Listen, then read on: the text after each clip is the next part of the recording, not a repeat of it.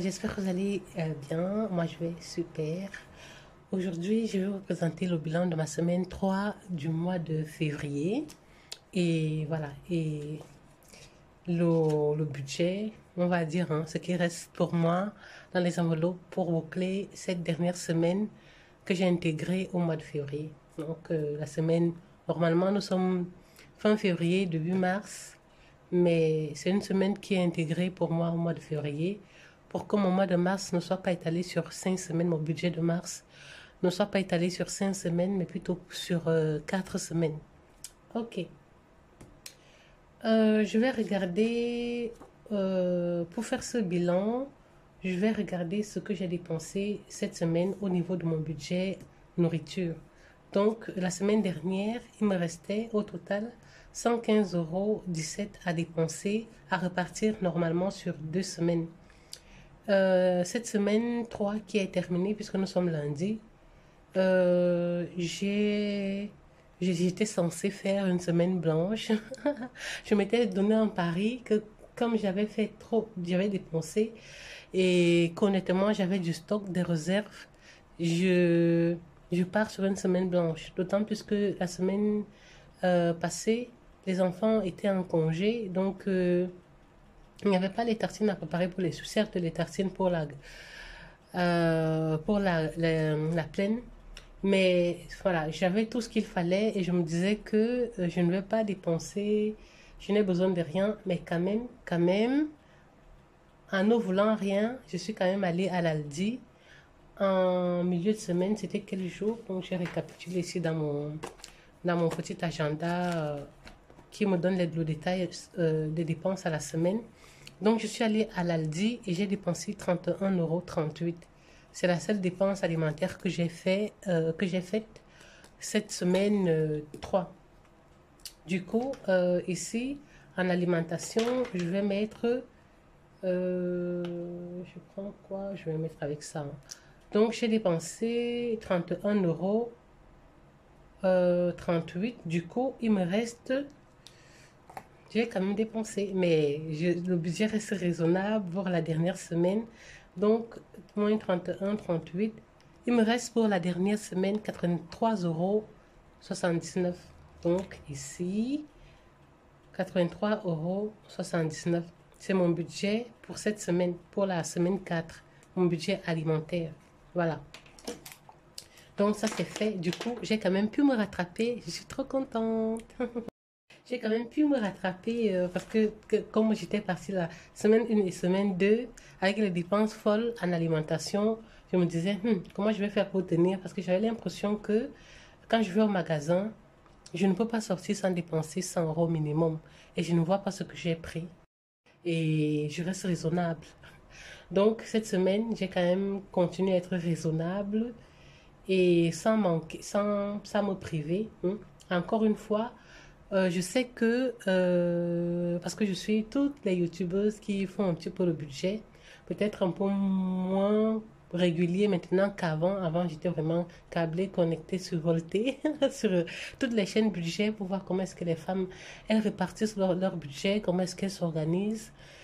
Et je me rends quand même compte que le poste alimentaire, c'est comment dire, l'enveloppe alimentaire, c'est une enveloppe qui prend une bonne partie du budget de la maison parce que surtout quand on a les enfants doivent manger, il y a plusieurs repas dans la journée, les goûters, les petits déjeuners et compagnie et comment dire, toutes les petites friandises des enfants. Et je vois que l'enveloppe alimentaire chez quasi toutes ces mamans, ces femmes, et ont une enveloppe conséquente en alimentation. Donc, je me disais quand même qu'à contrario, moi, je suis assez minimaliste à ce niveau-là. Est-ce que je vais m'en sortir encore plus que les prix grimpent? Mais je me rends quand même compte que malgré mon budget minimaliste, euh, je m'en sors.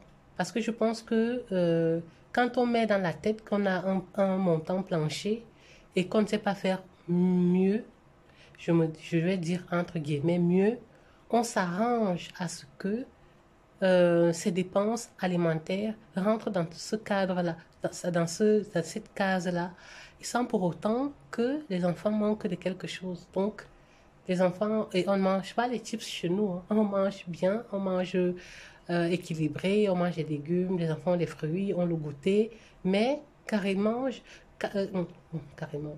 Mais concrètement, j'arrive à gérer avec cette petite enveloppe et je m'en sors plutôt bien pour une famille de quatre.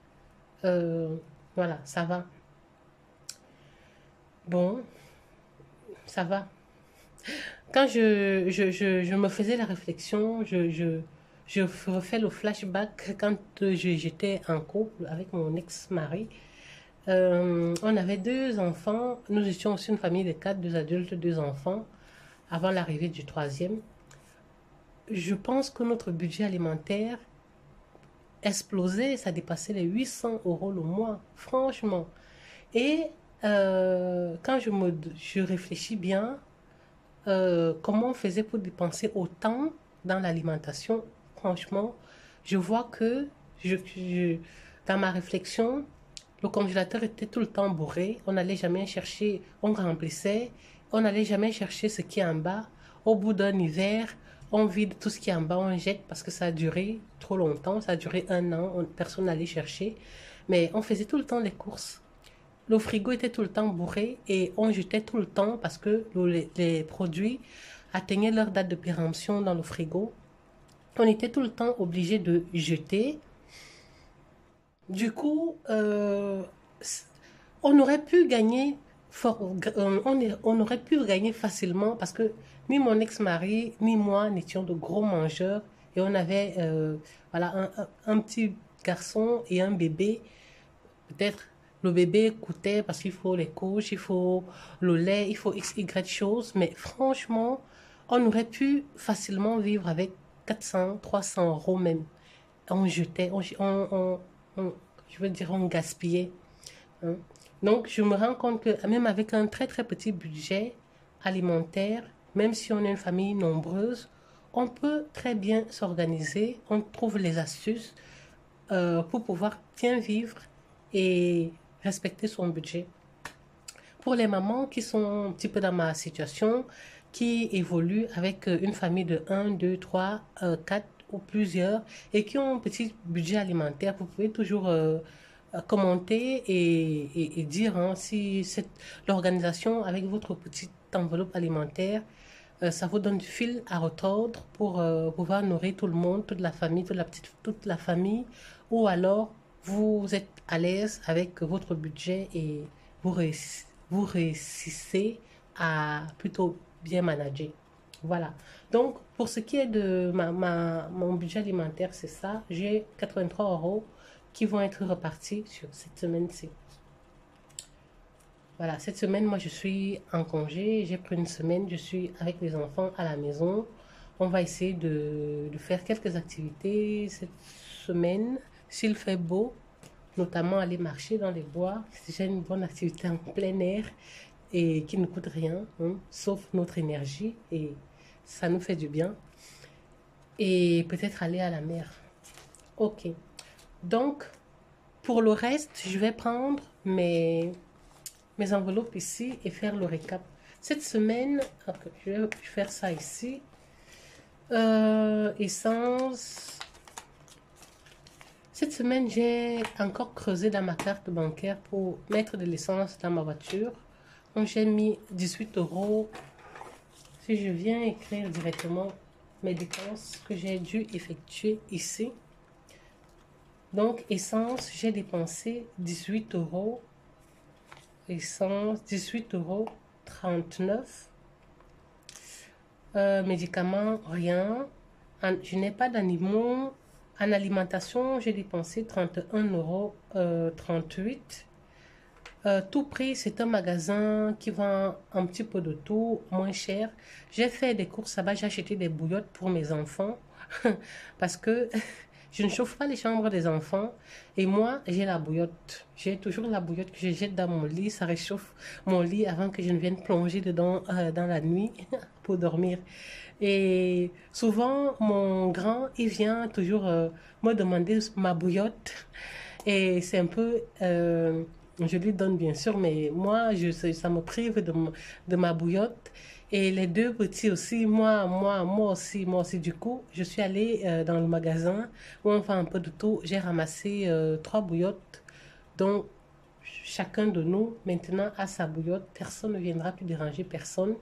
Et bien sûr, il ne s'agit pas qu'ils dorment avec les bouillottes, c'est dangereux. Mais juste mettre la bouillotte dans le lit, je fais chauffer de l'eau, je mets dans le lit bien avant qu'ils n'aillent se coucher. Comme ça, ils vont arriver, ils vont trouver un lit qui est quand même un petit peu plus chaud. Voilà. Donc, j'ai acheté 3 bouillottes supplémentaires et j'ai acheté des sacs poubelles et d'autres choses. Donc, dans ce magasin-là, j'ai dépensé 14,42 € plus 13,90 € Ça fait 14,42 plus 13,90 €.